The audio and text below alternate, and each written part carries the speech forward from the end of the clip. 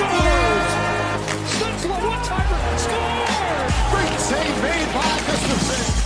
Right here, what an awesome pass through the slot, onto the stick of Batherson. Kachuk inside Owenski, got it, scores! Brady Kachuk wins it in overtime for Ottawa. Welcome to Sens Talk. My name is Brandon, and I am your host. Now, before we get started, please follow us on Twitter at SensTalk_, and on Instagram at Sens Talk as well. Go to SeatGeek.com and use promo code SensTalk. You'll save $20 off your first purchase. This is a credible deal. It helps us out financially too, and you get to go to a game for a better price. So make sure to take advantage of that great deal today by going to SeatGeek.com and using the promo code SensTalk. Now, tonight, Ottawa took on the Vegas Golden Knights, an injury-depleted Vegas Golden Knights. The Golden Knights today made a huge trade, acquiring Jack Eichel from the Buffalo Sabres. They got a couple of draft picks, Buffalo, Alex Tuch and Peyton Krebs. Alex Tuch, Vice President of Sens Talk, Noah Luden knows this. I'm a huge fan of Alex Tuch. I think he's one of the most underrated wingers in the National Hockey League, and I think he'll do a really great job down there in Buffalo. But let's get back to business here. Ottawa takes on Vegas tonight. Now, going into today's game, we saw some news before the game, or the puck dropped, that Zaitsev was going to be a healthy scratch as he was skating on the fourth pairing with Ottawa during the practice. However, he was removed from the lineup. He was scratched, but due to an illness. So, DJ Smith sort of alluded to the fact that Zaitsev was out of the lineup more for an illness related absence rather than a performance related absence, which in my opinion, hey, Zaitsev should have been out of the lineup regardless. But I hope DJ Smith knows, or at least sees, that Zaitsev has been one of the worst, if not the worst, defenseman on this team with Josh Brown. So, it's well earned by Zaitsev to be scratched. Obviously, I hope he feels better. But I think this better not be the last anyways. This better not be the last occurrence where Zaitsev is scratched, because he's not been playing well at all, and he needs to be benched to set an example. Know that even if you're one of the highest paid players on the team, or a supposed top defenseman on this team, you will be scratched too for poor performance. So I hope in the near future Zaitsev is also held out, not for illness reasons, but for performance reasons as well.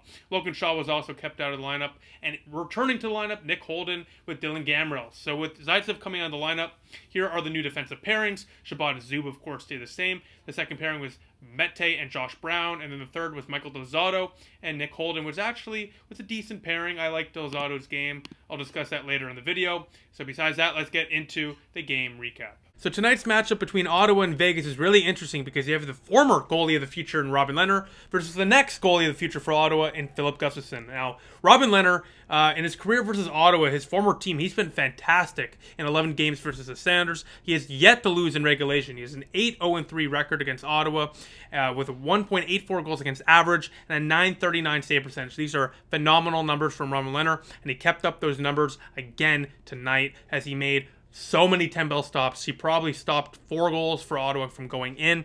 Now for Philip Gustafson, he gets a start after a 38 save performance last game against Minnesota. He was fantastic in that third period against Mini, making 19 straight stops before losing in overtime. He definitely earned the start tonight. Now, early into the first period of play, Gustafson's forced to make a couple big stops, but overall, Ottawa really gets a lot of good chances in the first period of play. They're not able to capitalize, however, but overall, Ottawa played a pretty strong first period, but you saw right off the bat that Ottawa would have a problem with Robin Leonard because he was making some big stops early, especially on Tim Stutzla. Stutzla still has yet to score a goal this year, and I'm sure it's really frustrating for the kid. You got to really feel for Tim Stutzla. He's literally done everything but score, but nonetheless, it's a business. National Hockey League, this is a business, and you got to start producing. So I've seen some people saying they're a little frustrated with Tim Stutzla. I'm not yet. He's not even 20 years old. This is his second year in the league. We're not even over 11 games, and this is the 10th game of the year. The goals will come if the chances continue, so do not worry about Tim Stutzla. Now, early in the second period is where things really started to get going for Vegas, as William Carey opens the scoring for Vegas on a fan shot. That's probably one Philip Gustafson wants back. However, it's tough to adjust in real time on a change-up shot like that. We'll let it slide, Philip Gustafson. You've made enough big stops to warrant giving up a bad one like that. No big deal. 1-0 Vegas. A few minutes later, after a bad line change by the Ottawa Senators, which happened a couple times. That was what happened on the first goal, too. The Senators had a bad line change from the forwards, which allowed the Vegas Golden Knights to enter the offensive zone for Ottawa with only 2 defensemen back for the Senators. That's what happened there. And then the second goal, same thing happened. A bad line change leads to a goal as the Sanders cannot find themselves, and they're scrambling after the bad line change. They cannot find their positioning. They're scrambling, and then they get caught puck watching. Vegas capitalizes on this. Brett Howden gets the goal. He's left alone in front, of course, because what's an Ottawa Sander game without a net front goal for the opposing team? Vegas suddenly leads 2-0, and of course, the Ottawa Sanders and their brilliant defensive scheme give up 2 goals in under a few minutes. No chance for Philip Gustafson on this one. And, you know, I don't know what it's going to take for the Ottawa Sanders to cement this or jam this into the back of their heads, but at the end of the day, you cannot consistently leave the front of the net open game in and game out. 10 games in a row, the Ottawa Sanders are giving up goals in front of the net. It's a consistent thing for Ottawa, and if you want to be competitive, if you're quote-unquote out of the rebuild, I don't know, maybe you should try clearing the front of the net, because that's where most of your goals are going to happen. And that's where most of the goals have been happening. And guess what? It happens again. 3-0 Vegas. Jonathan Marchessault out in front, taps it in. This one bounced off Mette's chest. Unfortunate bounce. But where's Mette's partner, Josh Brown, there? Why is Marchessault alone in front of the net to begin with? Why is Josh Brown not there covering his man? Where else is Josh Brown? I know this is a bad bounce from Victor Mete, but at the end of the day, Josh Brown needs to be there to cover his man. Enough is enough. It's ridiculous with the fact that Ottawa is giving up so many goals in front of the net. You have big body defensemen. Use your damn body and clear the front of the net. It's getting ridiculous. You're slipping. We're 10 games into the year. We're now 3-6-1. We obviously lost this game, you know. We lost this game. We're now 3-6-1. You know, we're not out of the woods yet. Okay, you know, the season's not done. But here's the thing. We're starting off bad once again. 3-6-1 is much better than last year's record to start the year, okay? Don't get me wrong. But 3-6-1 in the Atlantic Division is tough to come back from. So we need to start getting points. We need to start winning now. And you're not going to win if you keep on leaving the damn front of the net open. So I don't know what it's going to take, but you need to change it, and you need to change it quick. Because every single game, Ottawa's giving up goals in front of the net, and frankly, you're doing a disservice to your goaltenders, and frankly, ruining their confidence too, I'm sure. Now, with under 5 minutes to go in the second period of play, Ottawa finally gets one back. Batherson off the boards, passes it to Zub. Zub from the point, deflected in by Brady Tkachuk, and suddenly the Sanders are down by 2 going into the third period of play. It's a 3-1 game, but we go into the third period. Not much going on, frankly, for Ottawa.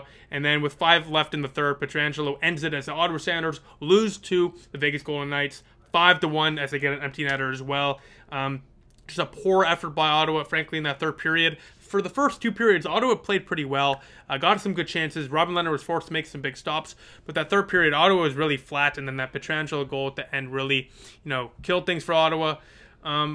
Yeah, you know, at the end of the day, Ottawa, you're not going to win many games if you keep on giving up goals in front of the net. I know that sounds pretty obvious, but frankly, it's not obvious enough to them because this is 10 games in a row where Ottawa's given up at least 1 or 2 goals from in front of the net. So that needs to change, and that needs to change now.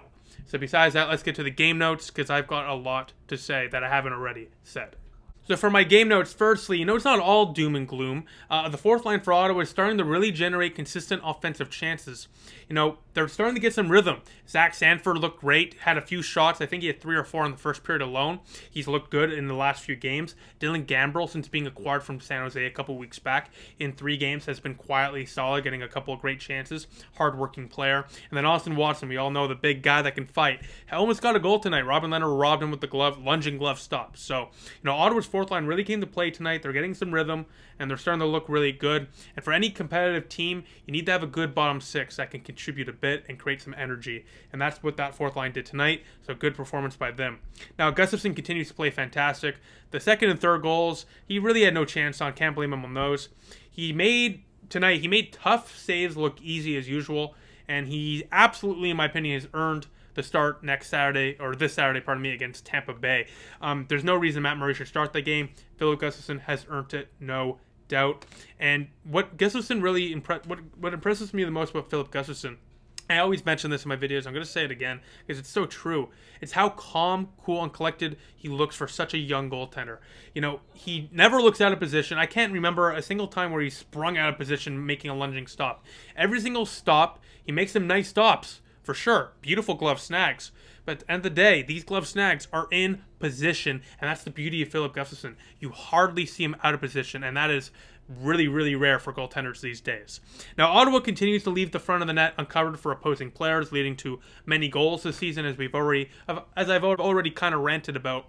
This results in at least 1 to 2 goals a game for Ottawa, or against Ottawa this year so far. So for Ottawa, I mentioned in my last video, the defensive scheme needs to change, and needs to change now, because frankly, it's not only the defensemen leaving the front of the net open, it's also the forwards with terrible lack of awareness for net front coverage. So Ottawa's scheme is not working, and it needs to change now, because 3-6-1 in the Atlantic Division, it's not the best start. It's not a great start, frankly. And in such a tough division, we need to start getting those points if you at least want to be in the conversation by March. So, yeah, you can't be leaving the front of the net open, obviously, because it's kind of killing your chances of winning any games. In fact, Ottawa's now lost 5 games in a row after trailing after 2 periods of play. Why are they trailing by after 2 periods of play on a consistent basis? 5 times already in 10 games. Well, 5 losses anyways in 10 games because of that. I'll tell you why. Because we keep on leaving the front of the net open. Stop leaving the front of the net open, and Gustafson will probably make the rest of the saves. Besides that, I mentioned already, the first and second goals were bad line changes leading to goals. Obviously, bad net front coverage, and then, of course, the first one, a fan shot, no chance Gustafson. But that's on the coach. The coach also needs to take some blame for some of the goals tonight, because bad line changes like that, of course, it's on the players, but it's also on the coach. You need to be more aware of your bench. It's sort of like a too many men on the ice call. That's on the coaching, because the coaching staff needs to be aware of who's on the ice and when they're on the ice. So similar to too many men on the ice call, that's on the coach.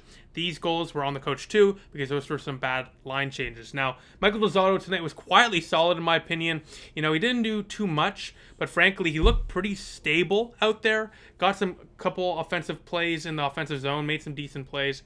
And overall, I think he had a good game. So those are my game notes. Let's get to the Sens Talk Star of the Night, voted by you, the fans. So the Sens Talk Star of the Night, voted by you, the fans, is of course Gus the Bus, Filip Gustafson. Another great performance by the Goose. Filip Gustafson, the last few games, has definitely earned the starting role for Ottawa moving forward. Matt Murray, he has to fight back to get that role, but for the short term at least, Filip Gustafson is definitely the starter moving forward. Tonight is just another example, not only of why he's the Sens Talk Star of the Night, but why he is the starter moving forward for Ottawa. Yet another great performance. Besides that, the next Senators game is this Saturday at 2 p.m. Eastern Time versus the Tampa Bay Lightning. Yet another tough opponent for Ottawa, so let's see how the boys do. Besides that, thank you for watching. Make sure to like this video, share this video, and of course, click the big red button down there, make it great, and subscribe to us. And most importantly of all, turn the notification bell on so you get notified whenever we upload a new video. I'll see you in the next one. Go Sens Go.